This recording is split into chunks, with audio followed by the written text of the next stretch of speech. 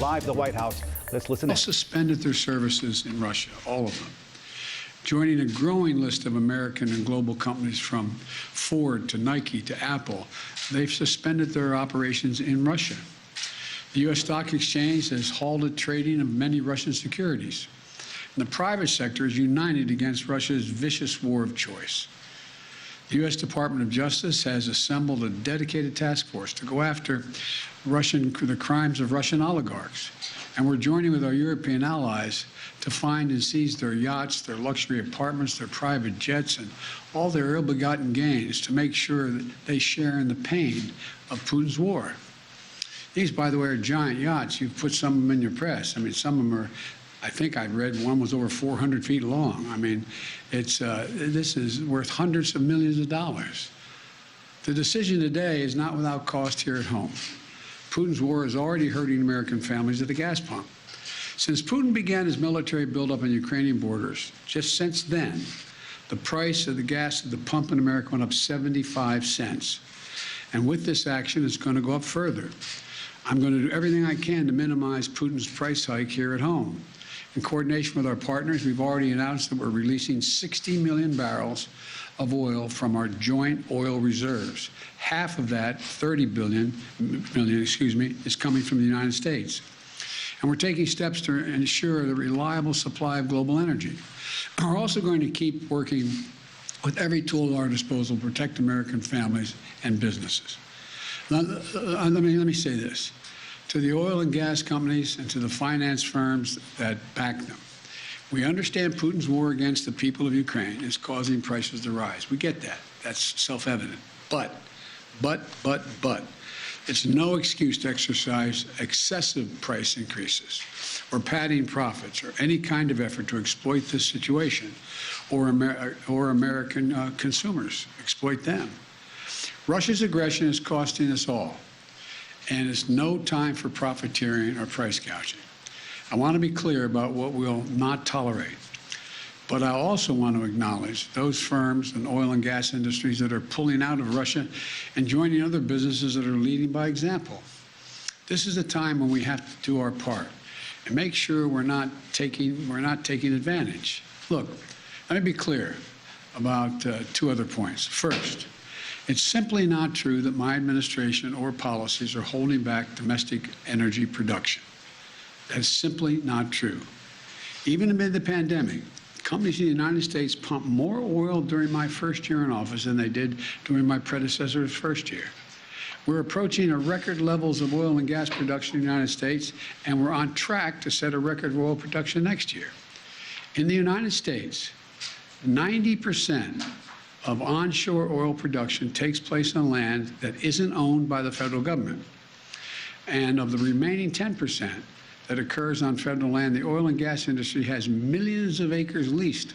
They have 9,000 permits to drill now. They could be drilling right now, yesterday, last week, last year. They have 9,000 to drill onshore that are already approved. So let me be clear. They are not using them for production now. That's their decision. These are the facts. We should be honest about the facts. Second, this crisis is a stark reminder to protect our economy over the long term, we need to become energy independent. I've had numerous conversations over the last 3 months with our European friends of how they have to wean themselves off of Russian oil. It's just not tenable. It should motivate us to accelerate the transition to clean energy. This is a perspective that our European allies share, and a future where together we can achieve greater independence. Loosening environmental regulations or pulling back clean energy investment won't, let me expand, will not lower energy prices for families.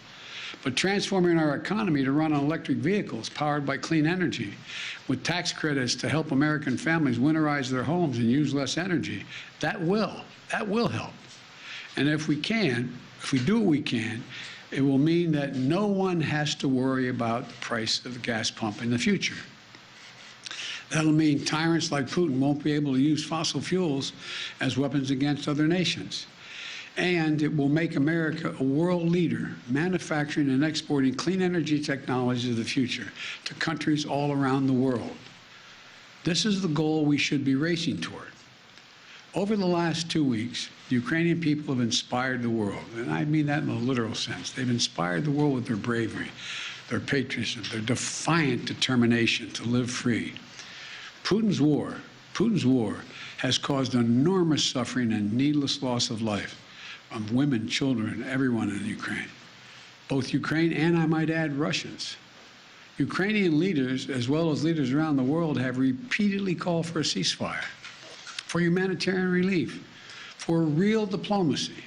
But Putin seems determined to continue on his murderous path, no matter the cost.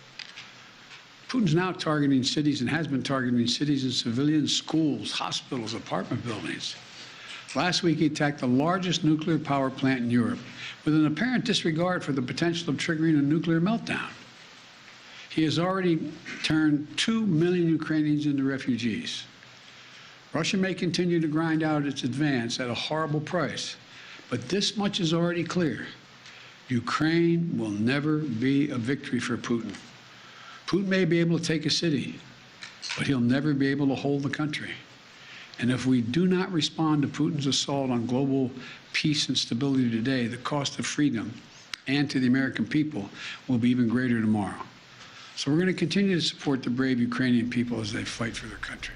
You've been listening to President Biden speaking, talking about what he is referring to as Putin's price hike. This latest sanction, just the latest in several developments over the last week or so when it comes to sanctions on Russian-made products. Yeah, he also said that they're going to be releasing 60 million barrels from the oil reserves here. But as you just heard, he was speaking about the Ukrainian people and what an inspiration they have been to so many here in the U.S. to continue to live free.